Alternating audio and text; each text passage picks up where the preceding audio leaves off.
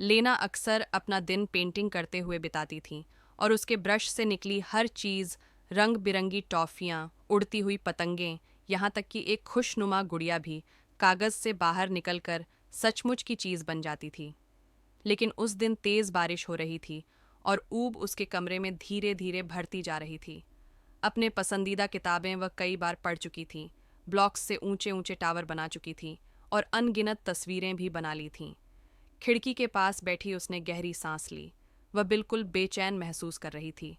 अचानक उसके बिस्तर के नीचे से एक चमचमाती चीज लुढ़क कर बाहर आई। सोने जैसी चमकती हुई रेशों वाला एक पुराना पेंट ब्रश और उसका लकड़ी का हैंडल छोटे से आकाश गंगा जैसा चमक रहा था।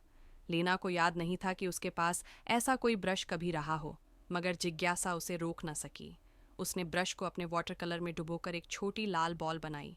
हैरानी की बात, बॉल कागज से बाहर उछल पड़ी, गोल, चमकदार और उछलती हुई, और उसके चारों ओर सुनहरी धूल बिखर गई। लेना की आंखें फैल गईं। यह ब्रश जादुई था। उत्साह से भरी लेना ने जल्दी से अपना कमरा बंद कर लिया और अपनी नई जादुई कला जारी रखने लगी। उसने ढेर सारी टॉफियां बनाईं, फिर एक उड़ती हुई पतंग, और सब कुछ पलक झपकते ही सामने प्रकट हो गया। उसी समय उसके छोटे भाई टॉमी ने दरवाज़ा खटखटाया। लेना, खेलोगी? उसने पूछा। लेना जादू के मज़े में इतनी खोई हुई थी कि बोली, मैं अभी व्यस्त हूँ, और ब्रश को जल्दी से कंबल के नीचे छिपा लिया। टॉमी दरवाज़ा खोलकर अंदर आया, लेकिन उसने मन नहीं मारा। वह अपना आधा खाया हुआ कुकी आगे बढ़ाते हुए बोला, ठीक है, मैंने अपनी आखिरी कुकी तुम्हारे लिए बचाई है। लीना कुछ पल उसे देखती रही। उसकी आंखों में एक अजीब सी झलक आई, लेकिन उसने कुछ नहीं कहा।